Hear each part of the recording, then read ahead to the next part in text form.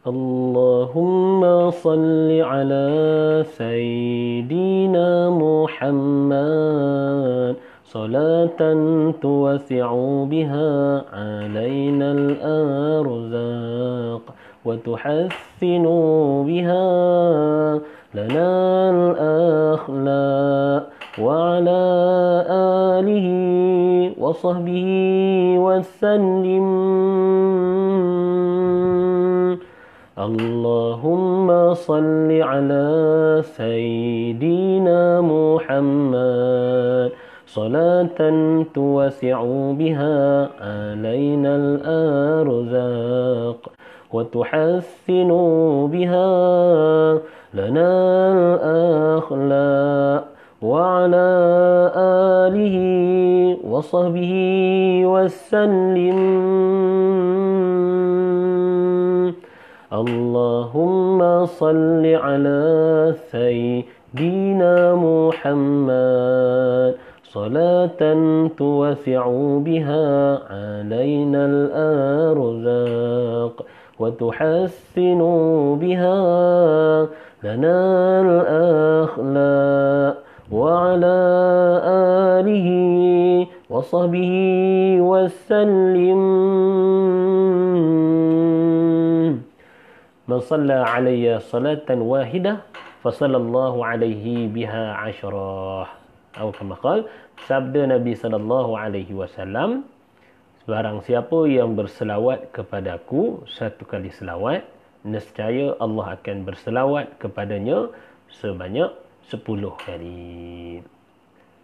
Allahumma salli ala sayyidina Muhammad tibbil qulub wa dawaiha wa afiyatil abdani wa shifaiha wa nuril absari wa diyaiha wa ala alihi wa sahbihi wa barik wa sallim. Allah berkati dan rahmati penghulu kami Nabi Muhammad, penyembuh dan pengubat bagi hati, kesihatan tubuh badan dan kesembuhannya, cahaya bagi penglihatan dan sinarannya, dan sejahtera ke atas keluarga dan para sahabatnya. Alhamdulillah. Itu antara salah satu selawat-selawat yang boleh kita selawat untuk kita selang-selang antara solat sunat. Tak semestinya apa macam kita buat di masjid tu. Allahumma salli ala Muhammad sallallahu wasallam alaih. Itu pun boleh juga. Cuma jarang-jarang orang buat macam mana lain selawat tu di Malaysia. Jadi di rumah kita dengan orang rumah kita dengan keluarga kita nak selawat apa mana tak apa. Lepas tarawih, selawatlah mana-mana yang kita gemar. Yang penting kita memperbanyakkan selawat. Tak selawat pun tak apa. Kita nak baca keluar.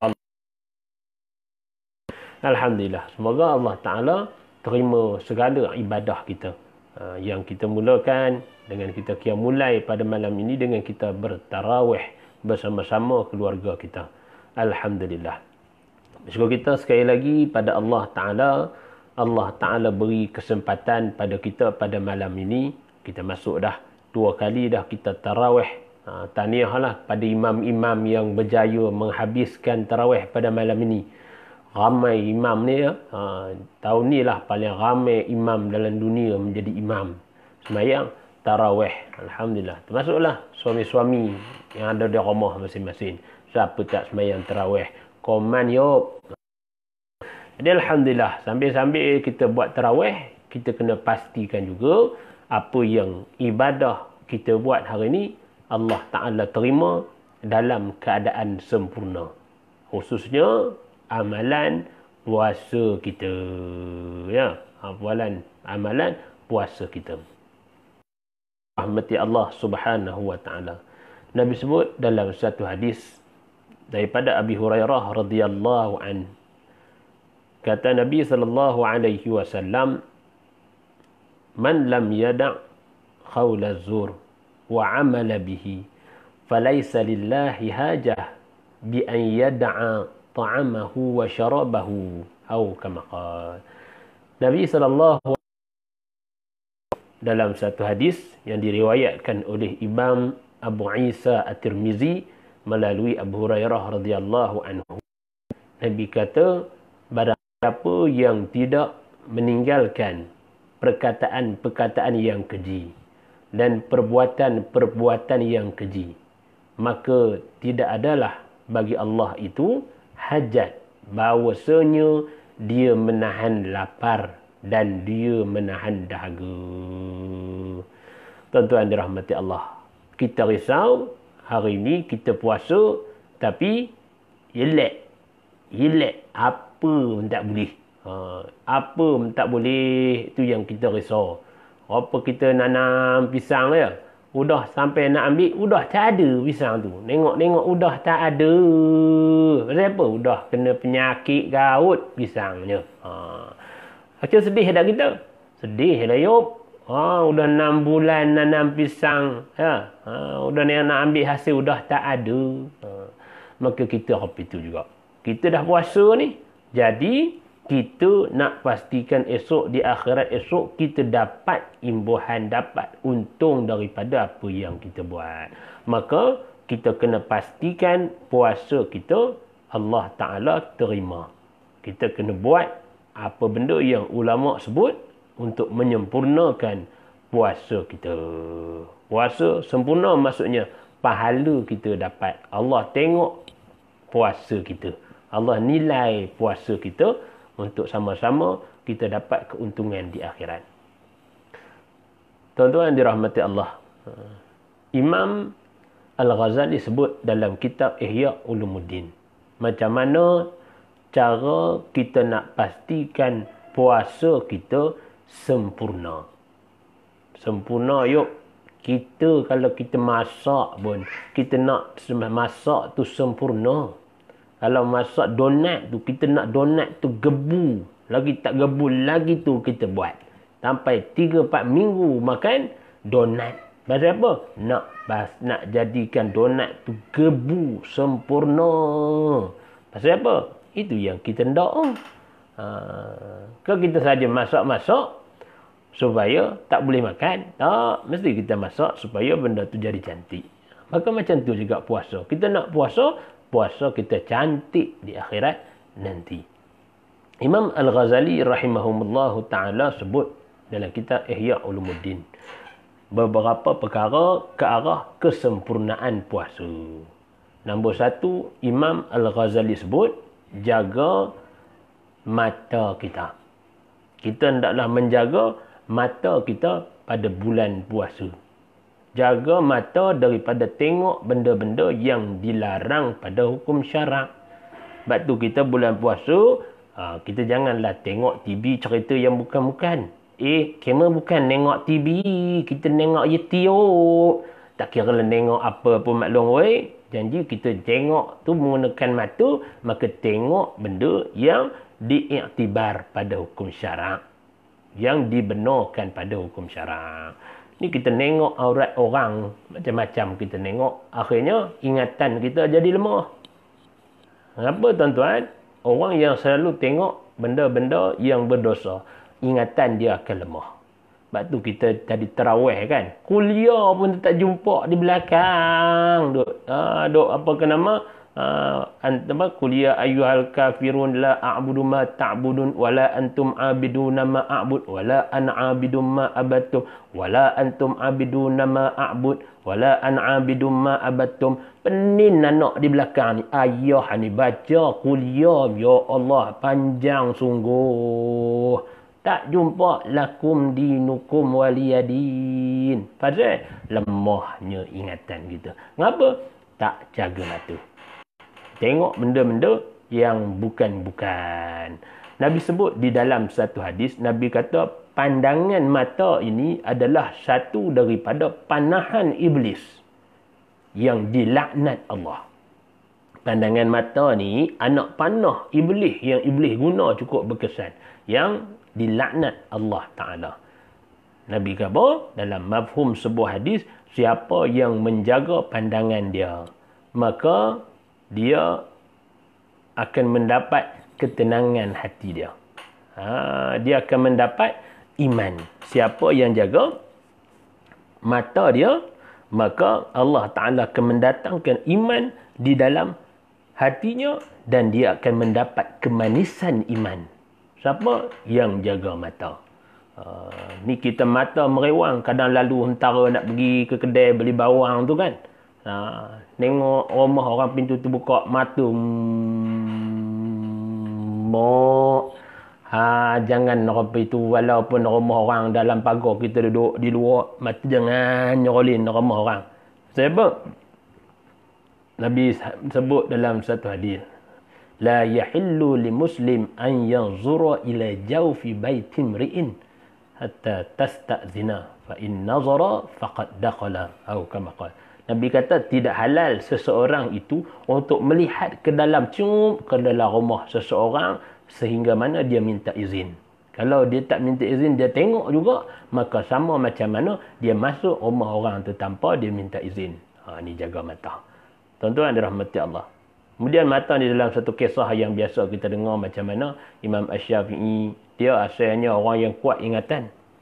Nak menghafal Quran ni tengok sekali terus ingat, tapi sekali tu dia pergi ke pasar, terselok kain maklum mana terjual telur ikan masin ke apa ke, terselok udah ternampak betih makcik, balik udah nengok nak ngapel, udah terpaksa baca 2 kali, udah pelik je nengok. Jadi apa tu jumpa tok guru je, dia pun cerita, ngapa tok guru selalu ngapes senang kan, payah benar. Tok guru nanya, kamu pergi mana? Yo, tok pergi ke pasar tadi udah. Pergi ke pasar. Atau tiba angin tiup terselak kain maklum tu nampak betih. Betul cerita. Kalau apa ingat, kita ni nak menuntut ilmu, kita ni nak ingat kuat otak, maka jangan kita tengok benda-benda yang apa itu, jaga mata. Tok guru dia pun kata, al-ilmu nurun wa nurullah la yuhda lil asi. Ilmu tu cahaya. Apa yang kita hafal Quran, ilmu itu adalah cahaya. Cahaya Allah Ta'ala tak akan lekat kepada orang yang melakukan maksiat. Maka jaga mata kita untuk memastikan kita mendapat iman dan mendapat kemanisan iman, dan untuk memastikan puasa kita sempurna. Ini yang disebut oleh Imam Al-Ghazali rahimahumullahu ta'ala. Kemudian Imam Al-Ghazali sebut lagi yang kedua, untuk kita memastikan puasa kita Allah Ta'ala terima, Allah Ta'ala pandang, Allah Ta'ala nilai. Dan dalam hadis lain, dalam hadis kursi, Allah Ta'ala kata, wa sawmuli wa ana ajzi bih, atau kama qala. Allah Ta'ala sebut dalam hadis kursi, dan puasa itu bagi aku, dan aku sendiri yang akan nilaikan puasa itu. Spesialnya amalan puasa ni berbanding amalan-amalan lain, puasa ni Allah sendiri yang nilai. Allah sendiri yang nilai. Maka kita nak Allah Ta'ala nilai kita, pastikan amalan kita itu amalan yang akan dilihat Allah Ta'ala yang sempurna. Jaga apa? Yang kedua, yang pertama tadi jaga mata, yang kedua kita kena jaga mulut.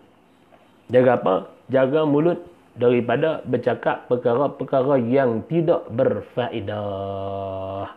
Tuan-tuan, apa benda yang tak berfaedah? Nombor satu, membawang. Tinggalkan benda yang dilarang syarak. Apa yang dilarang syarak, ma nahaitukum anhu fajtanibuhu. Apa yang dilarang pada syarak, maka hendaklah apa yang aku larang, kata Nabi, daripadanya hendaklah kamu jauhi apa yang aku larang. Tuan-tuan dirahmati Allah. Apa dia? Mengumpat, mengata orang. Itulah yang paling famous. Menyanyi lagu yang bukan-bukan. Itu pun sama juga. Tuan-tuan, pernah berlaku di zaman Nabi SAW ada 2 orang perempuan. Dia tak tahan dah nak puasa. Tengah puasa ni tak tahan. Maka dia pun terus ada sahabat pergi minta izin kat Nabi yang dia nak buka puasa. 2 orang perempuan ni. Lalu dia orang sahabat Nabi ni pun pergilah minta izin. Wahai Rasulullah, ada 2 orang perempuan ni dia pun nak minta izin buka puasa. Nabi pun cerita. Nabi pun kata nah pergi ambil timba, ada baldi. Pergi bagi kepada perempuan tadi. Lalu suruh dia muntah kat dalam timba ataupun baldi tadi. Dalam riwayat sebut lelaki tadi bawa jumpa 2 orang perempuan yang nak minta buka puasa tadi, suruh muntah. Dan perempuan pertama muntah, keluar daging dan darah. Kemudian perempuan yang kedua pun muntah, keluar benda yang sama. Lalu dia orang pun tengok dalam keadaan begitu, bawa timba tu cepat-cepat pergi jumpa Nabi. Nabi pun tanya terus Nabi, ngapa apa ini Nabi? Demo tadi bila muntah keluar darah dan keluar daging. Daging yang merah dan darah. Lalu Nabi pun cerita, mereka berpuasa daripada apa yang dihalalkan Allah. Maknanya, apa yang Allah Ta'ala halal, makan mi goreng, mi rebus. Mereka berpuasa dengan apa yang dihalalkan oleh Allah. Tetapi mereka berbuka dengan apa yang diharamkan Allah. Apa? Nabi cerita, mereka duduk berdua-dua, berhadapan-hadapan, lalu mereka mengumpat, mereka mengata, mereka mencela dan sebagainya. Lalu sebab itulah jadi begitu. Nak cerita, terbatalnya puasa mereka itu dengan sebab mengumpat. Dengan sebab mengumpat terbatalnya pahala puasa. Bukannya puasa terbatal. Udah tadi kita dah ngumpat, kamu kepala pendek, udah pergi makan mi rebus. Ngapa? Udah batal pahala puasa tadi. Elok je duduk di dapur. Bukanlah batal puasa. Batal pahala puasa. Maka yang tu yang kita risau. Puasa kita menjadi illal ju' wal atash. Hanya mendapat lapar dan mendapat dahaga. Tuan-tuan dirahmati Allah. Maka jaga mulut kita pada bulan puasa. Kemudian yang ketiga, Imam Al-Ghazali sebut lagi, kita nak kena jaga ni. 2 lubang ni. Lubang telinga. 2 lubang telinga ni kita kena jaga. Kalau orang mengumpat, jaga mulut. Ni orang mengumpat, kita tak mengumpat, tapi kita dengar orang mengumpat. Pun sama juga. Juga menjejaskan pahala puasa kita. Na'udzubillah, takut termasuk dalam qaula zur wa amala bihi, termasuk perkataan-perkataan yang cela dan amalan-amalan yang cela. Apa dia amalan-amalan yang cela? Mendengar orang mengumpat. Apa kata Nabi? Al-mughtabu wal mustami' syarikani fil ismi atau kama qala. Orang yang mengumpat dan orang yang mendengar orang mengumpat sama-sama berkongsi dosa. Tuan-tuan, kita kongsi mentabak sedap. Kalau kongsi kek secret recipe tu, apa nama tu, yang sedap tu, kalau kongsi kek tu sedap. Kongsi dosa maklum. Siapa? Kita yang dengar orang mengumpat. Orang mengumpat tu dah dia berdosa. Kita ni kata Nabi, pendengar orang mengumpat pun berkongsi dosa. Dalam YouTube, dalam Facebook, orang duk mengata orang video kan, kita pun tekan klik, kita mendengar ngekek-ngekek. Tuan-tuan, takut kita masuk golongan orang yang mendengar orang mengumpat. Na'udzubillah min zalik. Maka jaga telinga kita. Kemudian yang keempat, Imam Al-Ghazali sebut lagi, jaga tangan, kaki, jaga perut kita. Jaga tangan kita daripada buat benda yang haram, kaki kita daripada pergi ke benda yang haram, jaga perut kita daripada masuk benda-benda yang haram dan syubhah. Kita dah puasa elok lah tadi. Tiba-tiba bila buka puasa, kita makan benda-benda yang syubhah ataupun benda-benda yang haram. Seolah-olah ulama kata, bila kita buka puasa dengan benda yang haram, seolah-olah kita telah mendirikan sebuah rumah, tapi bukan ke sebuah negeri. Ulama sebut begitu. Nak bagi kita faham, pastikan makanan yang kita makan nak buka puasa tu halalan, tayyiban, wa barakan. Makna dia apa? Maknanya pastikan halal, pastikan sumbernya betul. Ini kita ni, mentang-mentang musim-musim PKP ni bila orang nak bagi bantuan kita sesaja. Padahal duit bercambah, beras bergundi. Ini pun kita heran tuan-tuan. Orang kalau nak bantuan, yang orang kata yang padan-padan. Kalau kita betul tak ada tak apa. Ini kita dah ada. Kaya, jom sana aku tak dapat, ini tak dapat. Risau mana dia kan. Dalam keadaan dia memang mampu sebenarnya. Ramai lagi orang lain tak mampu. Tapi dia mampu. Kita risau. Hak tu pun kita takut-takut jadi syubhah. Pasal apa? Kita ambil atas jalan menipu. Macam-macam. Macam-macam orang ambil harta yang haram atau syubhah ni macam-macam jalan. Jalan menipu. Menipu baik ke tuan-tuan? Menipu nama pun menipu. Nama pun menipu. Kata dapat ke belum rumah ni bantuan? Aku je dapat tadi tapi belum lagi. Dah 3-4 hari dah puasa ni. Kata dia. Kelentong. Kelentong. Tuan-tuan dirahmati Allah. Maka ni nampak jalan kita menipu tu pun dah berdosa. Tuan-tuan, kita ni menipu ni bukan setakat menipu dengan orang yang hantar bantuan tu. Kita menipu dengan anak pun Nabi kata kazab, pendusta. Pernah satu hari ada seorang makcik, dia pun nak panggil anak. Dia kata, "Yop," macam itulah lebih kurang bahasa Melayu. "Mari Yop." Dia nak bagi anak dia mari, dia pun kata, "Mak nak bagi benda ni." Maka Nabi bila dengar apa itu, terus Nabi nengok Mak Long tadi.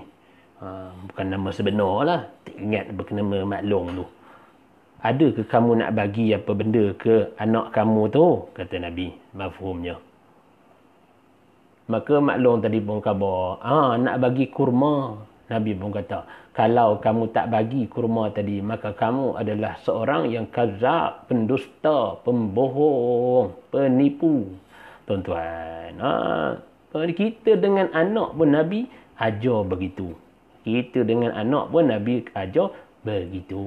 Ini kita anak berbakul-bakul kita nipu kadang ya. Sampai begitu. Kita ajar nipu anak. Akhirnya anak tipu kita. Itulah kena jadi tipu tertipah, tipu tertipah. Asyik nipu anak, tipu bapak tipu anak, anak tipu mak tipu laki tipu mak satu, laki tipu mak dua. Ramai mana tipu. Akhirnya termasuk kita dalam golongan munafik. Nabi kata, ayatun munafik salasun. Tanda orang munafik 3. Pertama, iza haddasa kazaba. Bila dia bercakap, dia pembohong. Wa iza wa'ada akhlafa. Bila dia janji, dia mungkiri. Wa iza tumina khana. Bila dia diamanahkan, dia khianati amanah. Orang bagi dia duit, suruh tolong bagi pada orang susah, sudahnya dia songlap. Dia 3-4 guni beras di rumah. Macam-macam ada zaman-zaman PKP ni tuan-tuan. Kita ingat untuk di akhirat sama. Dia duk kira perut dia kat dunia ni je.